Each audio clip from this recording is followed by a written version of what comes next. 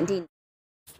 গত 2 ফেব্রুয়ারি সাউথ চব্বিশ পরগনায় ঘুটিয়ারি শরীফ জীবনতলার গাতি গ্রামের সম্পত্তির লোভে এক বৃদ্ধ মহিলাকে দীর্ঘদিন ধরে তার ঘরে তালাবন্দি করে রাখে গাতি গ্রাম অঞ্চলের রাজনৈতিক মতে বেড়ে ওঠা বেশ কিছু দুষ্কৃতী। খবর পেয়ে ওই অঞ্চলে সিপিডিএড হিউম্যান রাইটসের সংগঠন বিলকিস বিবি সিপিডিএড হিউম্যান রাইটসকে বিষয়টি জানান। বিষয়টি জানানোর পর খবর পেয়ে কলকাতার সিপিডিএড হিউম্যান রাইটসের কর্ণধার ও সর্বভারতীয় সাধারণ সম্পাদক অতীন্দ্র ঘোষ মহাশয় ছুটে যান। সেদিন ঘটনাস্থলকে ঘিরে বিষয়টি তদারকি করে প্রচুর গ্রামবাসীর উপস্থিতিতে তালাবন্দি অবস্থায় মুক্ত করা হয় এবং তারা প্রশাসনের কাছে একটি লিখিত অভিযোগ জমা করেন ভবিষ্যতে যেন এই রকম ঘটনা না ঘটে এবং ঘোরতর শাস্তির দাবি করেন দুষ্কৃতীদের বিরুদ্ধে। সেদিন হিউম্যান রাইটস সংগঠনের পক্ষ থেকে উপস্থিত ছিলেন বিলকিস বিবি ও হোসেন গাজী। আসুন আমরা দেখে নেব এই ভদ্রমহিলাকে কিভাবে উদ্ধার করলো।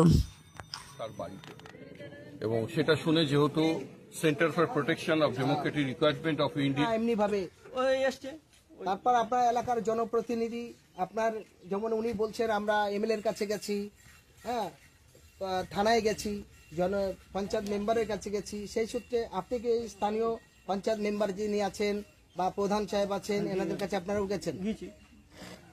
যাওয়ার পরে তাদের ভূমিকা কি? তাদের ভূমিকা কোনো ভূক্ষেপ নিচ্ছে না। প্রধানের কাছে গেলুম, বলছে ল্যান্ডের বিষয়ে চলে যাবো, ওই আমি কোনো কথা বলতে পারবো না। প্রশাসনিক দপ্তর থেকে কি বলছে? প্রশাসনিক দপ্তর বলছে আমার মুখে অভিযোগ করলে হবে না, আমার কাছে কাগজপত্র দেখতে হবে। আমরা বারবার যে অভিযোগ করছি যে তালা এইভাবে মারলো কেন, এটা কোনো ভূক্ষেপ করছে না। আমরা যে প্রধানে দিয়েছিল নূতন কমিটির লোকজন গুলো বিক্রি করেছে আমাদের গ্রামের একটা মানুষের কাছে, তারা এসে বাউন্ডারি করেছে। আপনারা কি এখানকার মানুষ? তো আপনি এই এলাকার জনপ্রতিনিধি ছিলেন। আমি জানি না এই জায়গাটা, পরে পরে শুনেছি যে জায়গাটা এরা বসবাস করছিল বহু দিন থেকে, এরা প্রায় বহু বছর, মানে আমার জন্ম থেকে দেখে আসছি এরা এখানে বসবাস করছে। আচ্ছা, আপনার কাছে আমরা যেটা জানতে চাইছি, আপনি এখানকার কে হন?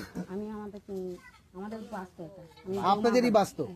আচ্ছা, তাহলে এই ঘরটা শুরু থেকে এই পর্যন্ত হওয়া পর্যন্ত মসজিদ কমিটি বা এলাকার অন্য কোনো মানুষের কোনো অভিযোগ ছিল? কোনো অভিযোগ ছিল না। তাহলে ঘরের তালাটা কি করে মারলো? ওরা সবাই মিলে একতা হয়ে, আমরা গরিব মানুষ, আমাদের কেউ নেই, ওরা সেই হিসাবে এসে তালা মেরে এইসব বাউন্ডারি করতে। যেদিন ঘেরে সেদিন বাড়িতে কেউ ছিল না, ওরা শাবল বটি সব কিছু এনেছে, এনে আরো গালাগালি করছে। আমরা সাইডে দাঁড়িয়ে আছে, বলছে এই কি করার আছে করবি, আমাদের বাল ছিড়বি, এরকম ভাষা দিচ্ছে। দিয়ে আমরা সেইভাবে চুপচাপ মেরে আছি, বাড়িতে কেউ নেই, রাতে সব বাড়িতে ফিরেছে। এসে বললাম, তা বলছে ঘিরুক, তারপরে আমরা দেখছি কোথায় কি করে। তারপর সদস্যের কাছে গেলাম, সদস্য বললো তোমরা আইনে যাও। প্রধানের কাছে গেছি, প্রধানও বলেছে আইনে যাও।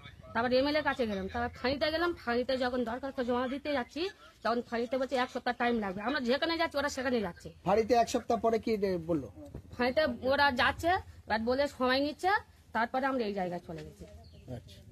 আমাদের কেউ দিচ্ছে না, আমাদের কোনো পয়সায় দিচ্ছে না, যে আমরা যাচ্ছি কুকুরের মতন বারবার যাচ্ছি, আমাদের কেউ আস্থায়। ফাঁড়ির বড়বাবু সুকুমার দাস, তার সঙ্গে কথা হয়েছে? ওই হয়েছিল, বলেছিল 1 সপ্তাহ পরে বলে চলে গেছে। কতদিন আগে? আজ থেকে কতদিন আগে?